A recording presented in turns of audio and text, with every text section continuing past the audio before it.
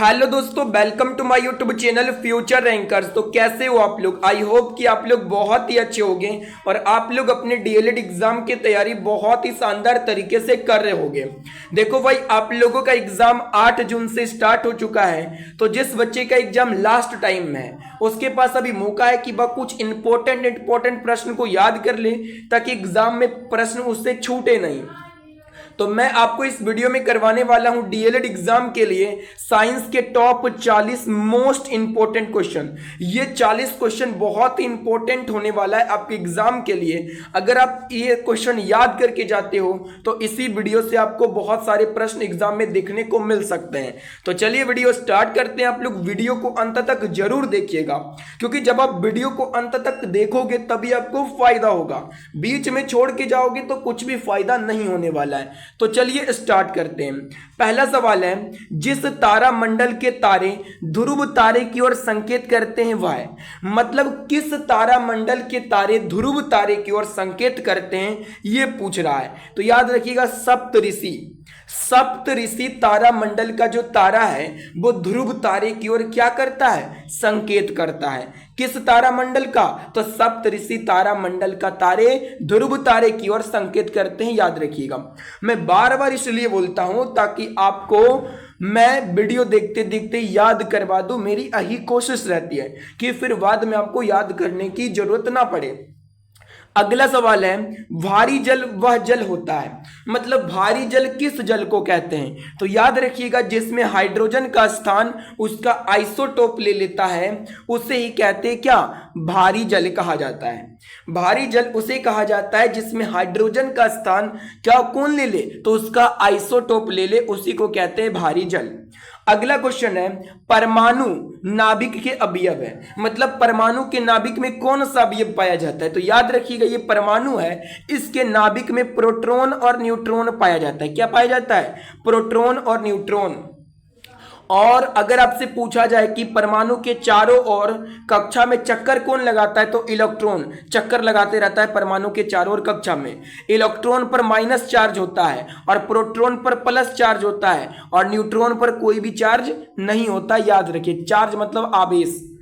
अगला क्वेश्चन है, question number 4, 20 वर्ष की आयु पर मानव शरीर में हड्डियों की संख्या कितनी होगी? देखिए, एक व्यक्ति है जिसका उम्र है 20 साल, तो उसमें बताना उसके शरीर में कितना हड्डी होगा। तो 20 साल हो गया ना, मतलब वो जो आदमी होगा, व्यक्ति होगा, वो वयस्क है। तो एक वयस्क मनुष्य के शरीर में 206 हड्डी होता है। कितना होता है? 206।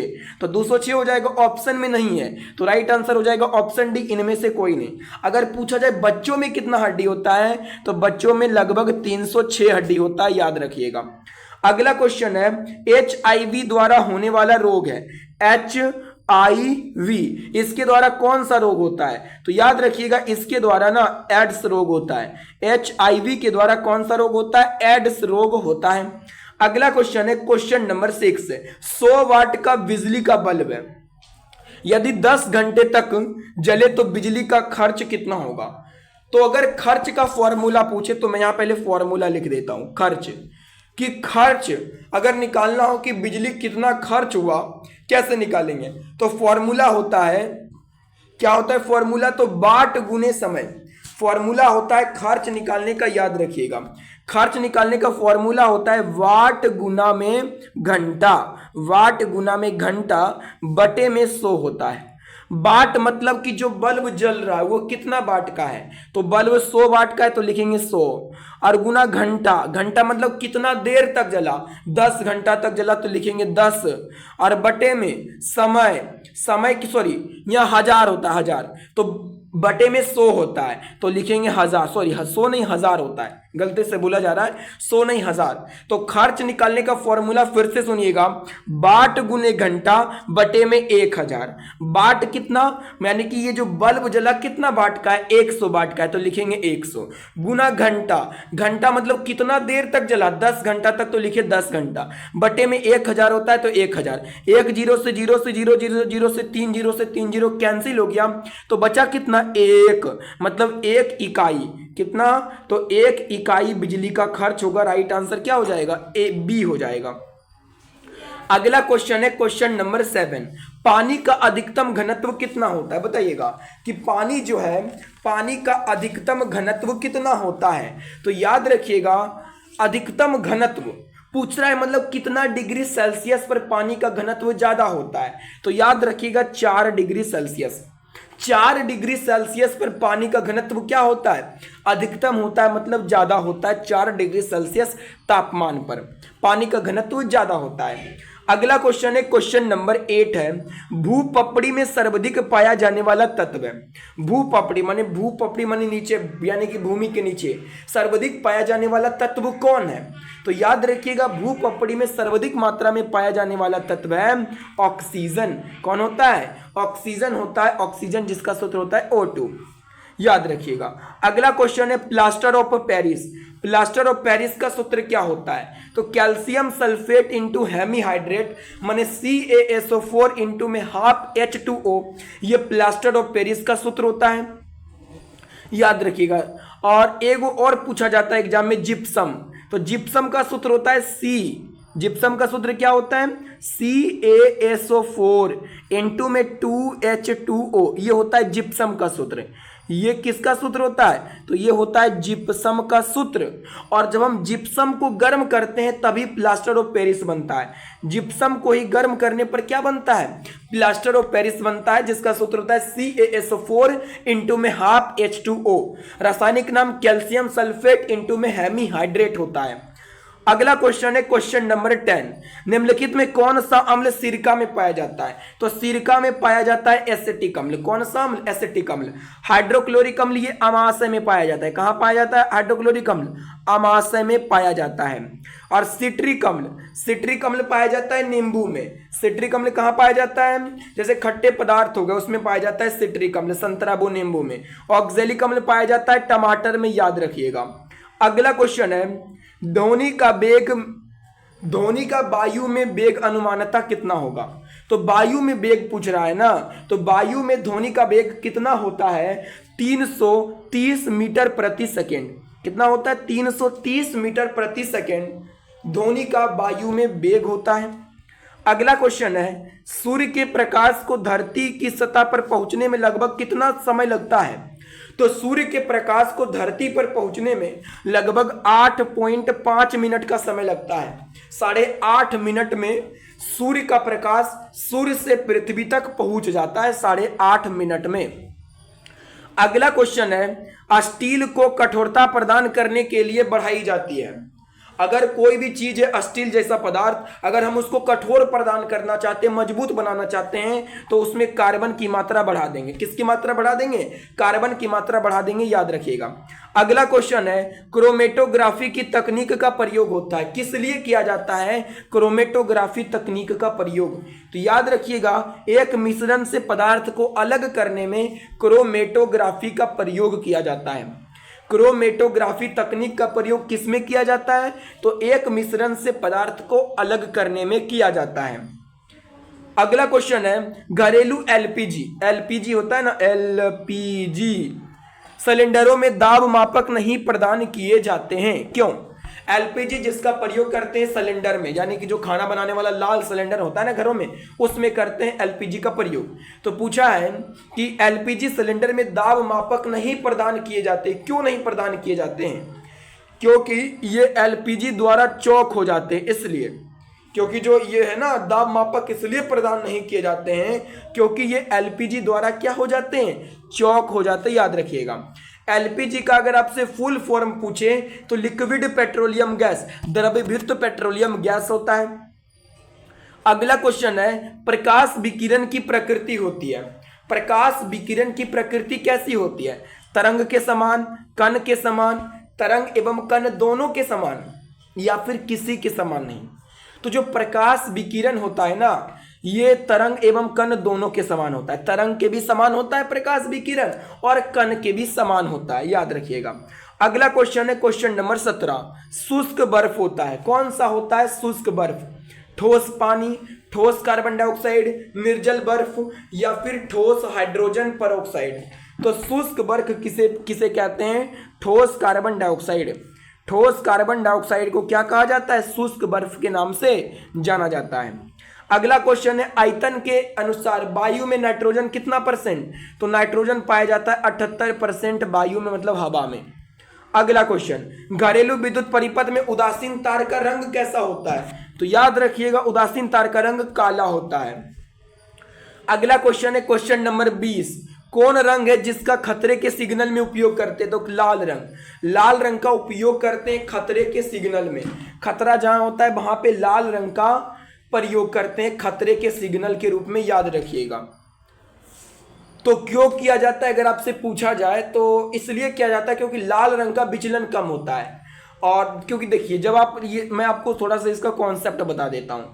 आप लोग प्रिज्म के बारे में पढ़े होंगे कि जब प्रिज्म से श्वेत प्रकाश को गुजारा जाता है ना, तो ये 7 रंगों में विभक्त हो जाता है। कितने रंगों में, तो 7 रंगों में ये विभक्त हो जाता है, ऐसे करके 7 कलर में विभक्त हो जाता है। और सबसे कम जो विचलित होता है, सबसे कम झुकता है, वो लाल कलर ही झुकता है। और इसका तरंगदैर्घ्य भी ज़्यादा होता है, इसलिए इसका प्रयोग खतरे के सिग्नल के रूप में करते हैं ताकि व्यक्ति को दूर से ही दिख जाए कि वहाँ पे कुछ है। अगला क्वेश्चन देखिए क्या है। अगला क्वेश्चन है प्रकाश का शून्यावकाश में वेग अनुमानतः कितना होता है। शून्यावकाश माने शून्य में प्रकाश का वेग कितना होता है। शून्य का मतलब इसको बोलते हैं निर्वात। शून्य को क्या बोलते हैं, निर्वात। तो शून्य में प्रकाश का वेग कितना होता है अगर आपसे पूछा जाए तो 3 × 10⁸ मीटर प्रति सेकेंड होता है शून्य में प्रकाश का वेग, और सबसे ज्यादा शून्य में होता है। अगला क्वेश्चन है रसायन उद्योग में कौन सा तेजाब मूल रासायनिक माना जाता है, तो सल्फ्यूरिक अम्ल H2SO4 ये रासायनिक उद्योग में जो है मूल रासायनिक माना जाता है।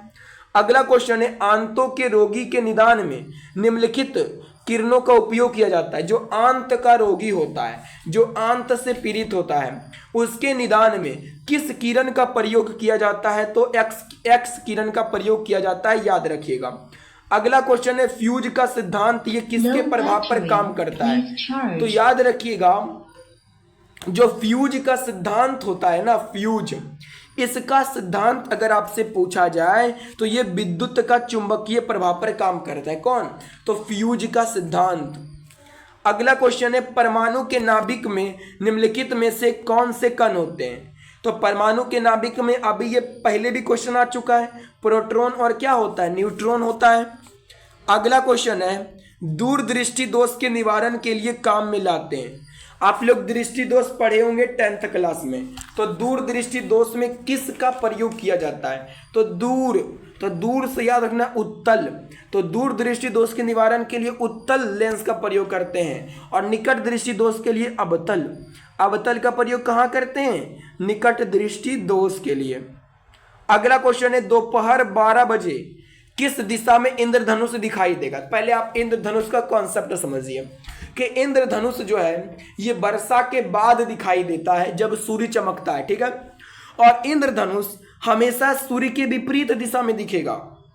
अगर सूर्य इधर है तो इंद्रधनुष इधर दिखेगा, मतलब विपरीत दिशा में इंद्रधनुष दिखता है। और इंद्रधनुष में कितने रंग होते हैं, 7 कलर होते हैं। अब अगर आपसे पूछा जाए सुबह में, तो सुबह में सूर्य किधर होता है, पूरब में। तो सुबह में सूर्य होता है पूरब में, तो अगर सुबह में इंद्रधनुष बनेगा तो किधर बनेगा, तो पूरब का उल्टा पश्चिम में बनेगा, सुबह में बनेगा तब। लेकिन 12 बजे किस दिशा में बनेगा, आपको पहले पता करना पड़ेगा कि 12 बजे सूर्य कहाँ होता है। तो 12 बजे सूर्य होता है सर पर। आप लोग देखे होंगे 12 जब बजता है ना तो सूर्य होता है एकदम सिर के बीचों बीच, आपके सिर के बीचों बीच होगा सूर्य 12 बजे। तो बीचों बीच सूर्य होगा यानी कि सिर के ऊपर। तो आप अभी मैंने आपको बताया कि इंद्रधनुष जो है वो सूर्य के विपरीत दिशा में बनता है। तो जब सूर्य ऊपर है तो इंद्रधनुष बनना चाहिए नीचे। अब नीचे जो धरती है, धरती में इंद्रधनुष दिखेगा नहीं, तो हम इसको नहीं देख सकते, याद रखिएगा। अगला क्वेश्चन दाढ़ी बनाने के लिए काम आता है, तो दाढ़ी बनाने में अवतल दर्पण का उपयोग करते हैं। और गाड़ी के साइड मिरर में, किसमें, साइड मिरर में उत्तल दर्पण का उपयोग करते हैं। अगला क्वेश्चन धोने के सोडा का रासायनिक नाम, तो धोने के सोडा का रासायनिक नाम क्या होता है ये बताइएगा। तो sodium carbonate Na2CO3 sodium carbonate, धोने के सोडा का रासायनिक सूत्र होता है सोडियम कार्बोनेट। और सोडियम बाइकार्बोनेट ये खाने के सोडा होता है। अगला क्वेश्चन, सौर ऊर्जा निम्नलिखित में किससे प्राप्त होता है? नाम है सौर ऊर्जा, तो सौर ऊर्जा सूर्य से ना प्राप्त होगा, किससे? सूर्य से प्राप्त होगा। अगला क्वेश्चन, ठोस कपूर से कपूर वाष्प बनने की प्रक्रिया को कहते हैं ऊर्ध्वपातन। जो सीधा ठोस से क्या हो जाता है? ठोस से सीधा गैस में बदल जाए, किस में बदल जाए? गैस। तो ठोस कपूर से कपूर वाष्प बन गया, तो इस प्रक्रिया को ये ठोस से सीधा गैस में बदल जाए उसको कहते हैं ऊर्ध्वपातन। अगला क्वेश्चन, पौधे व पेड़ का खाना तैयार करने की प्रक्रिया को क्या कहते हैं? तो पौधा और जो खाना तैयार करता है उसको फोटोसिंथेसिस कहते हैं। प्रकाश संश्लेषण की प्रक्रिया से तैयार करते हैं ना, उसी को कहते हैं फोटोसिंथेसिस। फोटो देखिए ये तो गलत मार दिए, सॉरी, फोटोसिंथेसिस तो बोले सही, लेकिन इसका ऑप्शन ये डी होगा, फोटोसिंथेसिस। अगला क्वेश्चन है क्वेश्चन नंबर 13, निम्न में कौन सा धातु अर्धचालक की तरह ट्रांजिस्टर में प्रयोग होती है? अर्धचालक की तरह कौन सा धातु जो है ट्रांजिस्टर में प्रयोग होती है? तो यहां पे देखिए हमसे क्या पूछा है, कौन सा धातु? तो जर्मेनियम, ये होता है अर्धचालक। तो देखिए हमसे यहाँ धातु नहीं पूछना चाहिए, क्योंकि धातु जर्मेनियम थोड़ी ना होता है, ओ धातु सॉरी उपधातु पूछना चाहिए। तो निम्न में कौन सा उपधातु अर्धचालक की तरह ट्रांजिस्टर में प्रयोग होता है? तो जर्मेनियम या ट्रांजिस्टर में प्रयोग होता है। अगला क्वेश्चन, जैविक सिस्टम में रासायनिक क्रिया की प्रक्रिया को तेज करने में उत्तरदायी होता है। जैविक सिस्टम में रासायनिक क्रिया की प्रक्रिया को तेज करने में कौन उत्तरदायी होता है? तो याद रखिएगा एंजाइम। कौन उत्तरदायी होता है? एंजाइम उत्तरदायी होता है। अगला क्वेश्चन है 15वां नंबर सवाल, निम्नलिखित में किसकी कमी से मनुष्य में मधुमेह नामक रोग होता है? इंसुलिन की कमी से मधुमेह नामक रोग होता है। और हीमोग्लोबिन के वजह से जो रक्त होता है ना, रक्त ये लाल दिखता है। क्या दिखता है? लाल दिखता है। अगला क्वेश्चन नंबर है 16, विटामिन जो खट्टे फलों जैसे साइट्रस में पाया जाता है तथा चमड़ी को स्वस्थ रखने में जरूरी होता है, कौन सा विटामिन? तो विटामिन सी। विटामिन सी जो है ना ये पाया जाता है किसमें? तो साइट्रस फल में पाया जाता है, जो चमड़ी को भी स्वस्थ रखता है, माने चमड़ा को। अगला क्वेश्चन है 17वां नंबर, मनुष्य शरीर में खून की शुद्धिकरण की प्रक्रिया, तो खून के शुद्धिकरण की प्रक्रिया को डायलिसिस कहते हैं। क्या कहते हैं? Dialysis, purification.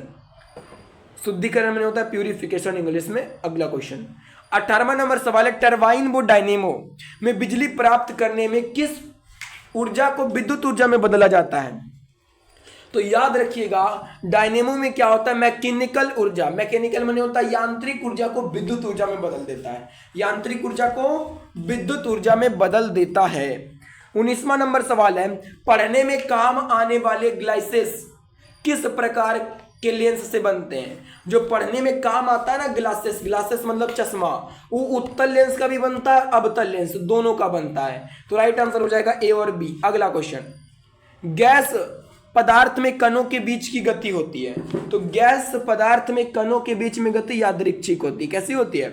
गैस पदार्थ में कणों के बीच की गति यादृच्छिक होती है, याद रखिएगा। तो ये थे टॉप 40 क्वेश्चन। तो बताना है जी वीडियो आपको कैसा लगा। थैंक यू आप लोगों को वीडियो देखने के लिए।